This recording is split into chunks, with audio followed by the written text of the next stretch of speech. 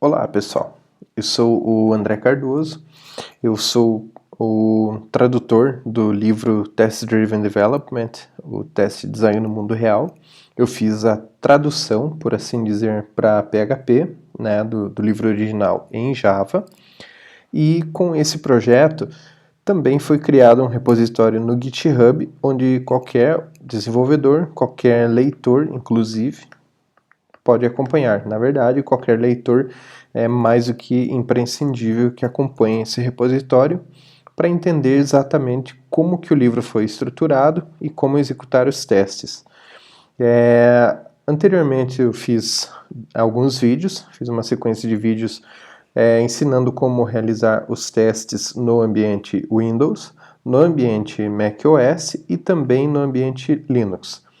O intuito desse vídeo é mostrar agora como você realizar o acompanhamento dos códigos do livro.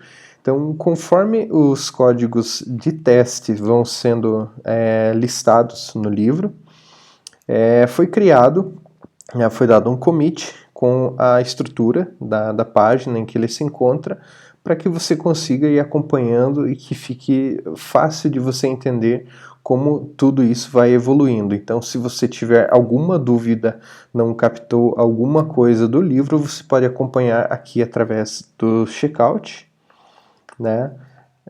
Através desse checkout você consegue ver exatamente como o código está, como todo o código deve ficar naquele momento que está sendo apresentado no livro. Então, inicialmente eu vou até aqui remover o meu repositório, que eu já estava fazendo testes nele antes, né, antes de gravar esse vídeo, para me certificar. Eu peguei uma máquina nova, então agora tenho que configurar tudo.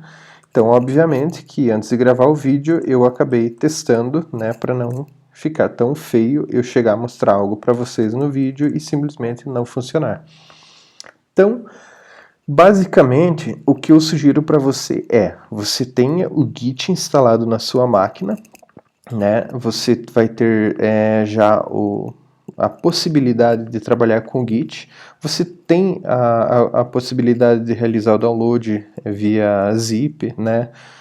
Mas eu não aconselho muito, até pelo fato de que você vai estar deixando de seguir algumas boas práticas aí, visto que você vai precisar de Git, Composer e tudo mais, para que você consiga acompanhar esses exemplos. Mas eu vou mostrar um passo a passo para vocês, então vai ser bem fácil.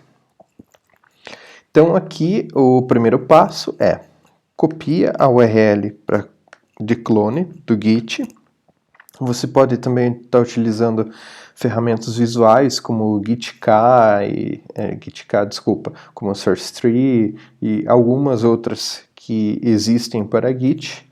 No entanto, eu vou mostrar somente pelo terminal, porque é o mais simples e você consegue facilmente portar este exemplo tanto para o Linux como para o Mac e também para o Windows. Então, inicialmente, você perceba que ainda não temos a pasta aqui de TDD com PHP e vamos clonar. Então, git clone, você vai colar aquela URL que você copiou lá no GitHub. Se você não trabalha com SSH, você tem a possibilidade de colocar também com HTTPS. Nesse meu caso, o SSH resolve o problema. E a gente vai clonar ele. E vamos já diretamente entrar aqui em TDD no mundo real PHP. Perceba que eu já estou aqui no repositório e ele atualmente, aqui na minha máquina, está no mesmo estágio que se encontra no repositório do GitHub. Então, para que você comece a utilizar, o primeiro passo vai no primeiro checkout, na primeira hash dos checkouts que eu apresento, que seria aqui do capítulo 2, copia essa hash e simplesmente utiliza o comando, deixa eu só aumentar um pouquinho a fonte, então, clear, ok, git checkout e cola aquela hash. Ó, perceba que é exatamente como eu disponibilizei ali no README que é o arquivo de porta de entrada do repositório. Então você consegue ir acompanhando item a item, copiando hash por hash daqueles e ir acompanhando a evolução do livro. Então perceba que aqui o Git já dá a mensagem para a gente, que o estágio atual dele é capítulo 2, na página 15. Perceba que a nossa estrutura já mudou. Atualmente tem somente o arquivo composer.json, que é isso que é apresentado na página 15 do livro. Também perceba que já temos algumas dependências aqui e já podemos, inclusive, estar realizando a instalação. Eu tenho o Composer instalado em minha máquina de forma global, mas muito provavelmente você ainda não vai ter isso. Então, o que você faz? Você vem em getcomposer.org/download. Simplesmente, getcomposer.org download. Agora vai. Então, você simplesmente copia uma dessas URLs, desses parâmetros, e realiza a instalação. Simplesmente cola. Perceba que,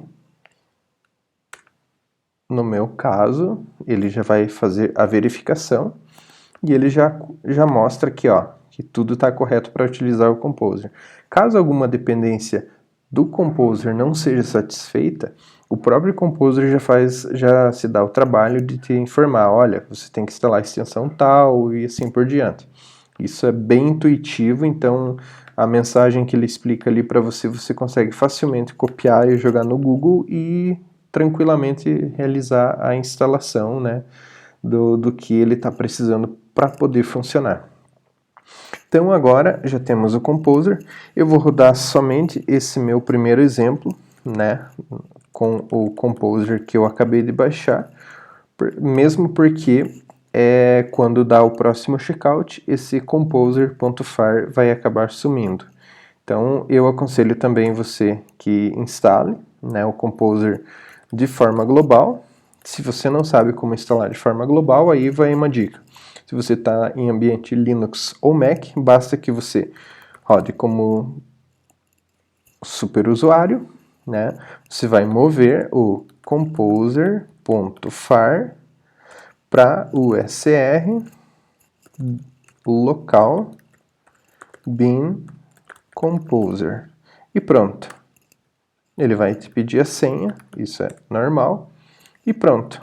A partir de agora, você perceba que composer.far já não existe mais aqui e o composer já é reconhecido. Nesse meu caso, ele apenas acabou sobrescrevendo e eu consigo agora utilizar o Composer de forma global em qualquer ponto do meu sistema operacional. Então é bem simples, você não vai precisar ficar dando checkout, não vai precisar ficar baixando ele toda vez e quando você quiser atualizar, por exemplo, basta um Composer Self Update.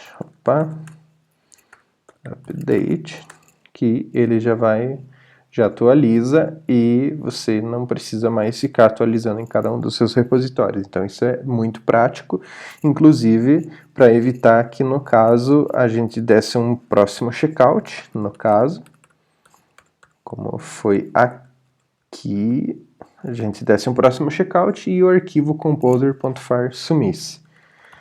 Então, já de quebra já foi mais uma dica bacana aí para vocês.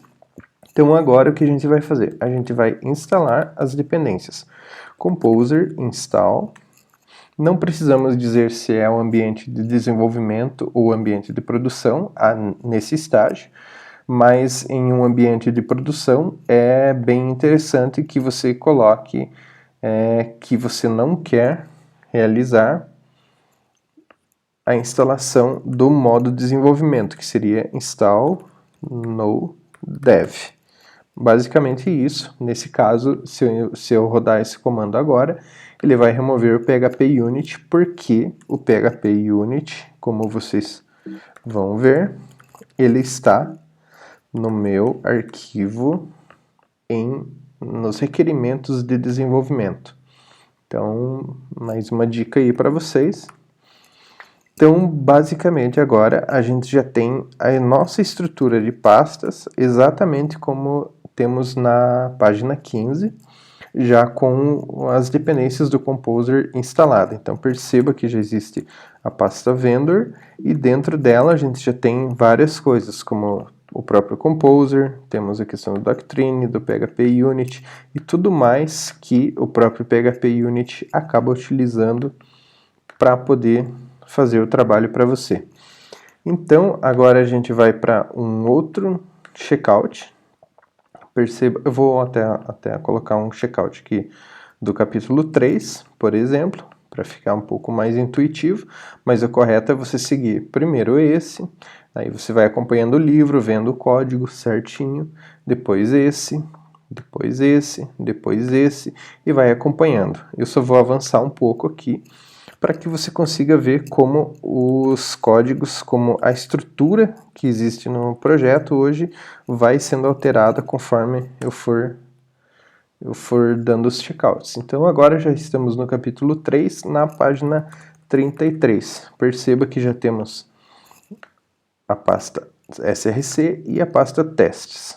Então a partir disso o sistema já está começando a se moldar. Vamos ver se a gente tem alguma configuração a mais no JSON. Ó, perceba que ainda requeremos apenas o PHP Unit. Então, caso você queira ver o projeto todo, como ele se encontra atualmente, basta que você execute o comando git checkout master. Ok, então agora ele dizia, ó, a situação atual era capítulo 3, página 33, e agora eu estou no master. Agora eu estou no estágio atual, é o estágio que o repositório se encontra no GitHub. Então com isso, obviamente, que já temos diferenças no nosso arquivo composer.json. Ó, perceba que já temos o PHP Unit e também o Mockr, que é o framework para realizar mock, que a gente vê em um capítulo mais à frente ali do que o capítulo 3. Então, neste momento, a gente roda o comando composer update. Esse composer update, ele, além de instalar as novas dependências do projeto, ele vai também atualizar alguma existente. Por exemplo, se tínhamos o PHP Unit na versão 4.1.1 e antes desse update que a gente realizou, existe uma versão 4.1.2, ele acaba baixando essa nova versão também, desde que, claro, o arquivo esteja com a versão mais atual. Se você travar uma versão de alguma biblioteca, obviamente que ele não vai atualizar, ele vai permanecer aquela versão. Mas isso é uma aula à parte, uma aula somente de Composer que não vai ser vista aqui.